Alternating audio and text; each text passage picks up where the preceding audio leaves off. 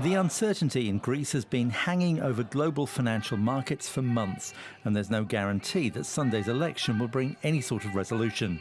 But it may help determine whether Europe's financial crisis is getting better or about to get much worse. Danish MP Morten Messerschmidt says economies like Greece and Spain, whose banks were bailed out last weekend, should never have been part of the euro.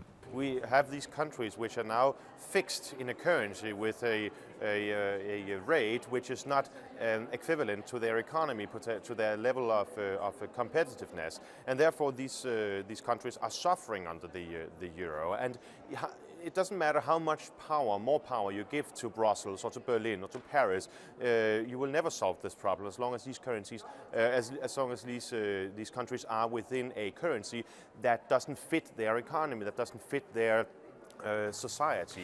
Nurul Rubini, an economist from the Stern School of Business, thinks Sunday's elections have become a sideshow.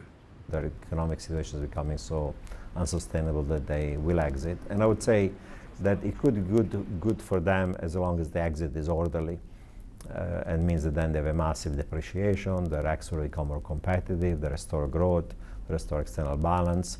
Of course, there'll be damage to the banks, damage to the savings of people in their banks. Bailouts are becoming a way of life for the Eurozone. Spain's banks will be bailed out up to 100 billion euros after they borrowed large amounts to fund an unsustainable property boom.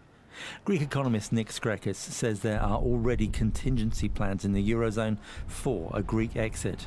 Of course, this isn't as easy as some might have you know, because there would be tremendous contagion to the other periphery countries, so it would really shake up the Eurozone completely.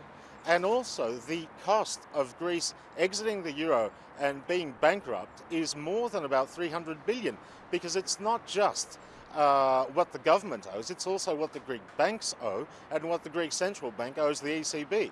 So what would a Greek exit mean for New Zealand? Shamabil Yacoub is an economic analyst from the think tank NZIER.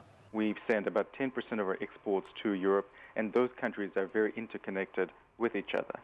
But more importantly for us, the exports that we send to emerging markets, places like Asia, China, which in turn affect demand in Australia, they will be affected by this long recession that we will see in Europe. The shoring up of Spain's banks last weekend saw the euro make positive gains against the US dollar and the yen in reaction. But now all eyes turn to Greece and what happens there. Allan Lee, End Zone Focus.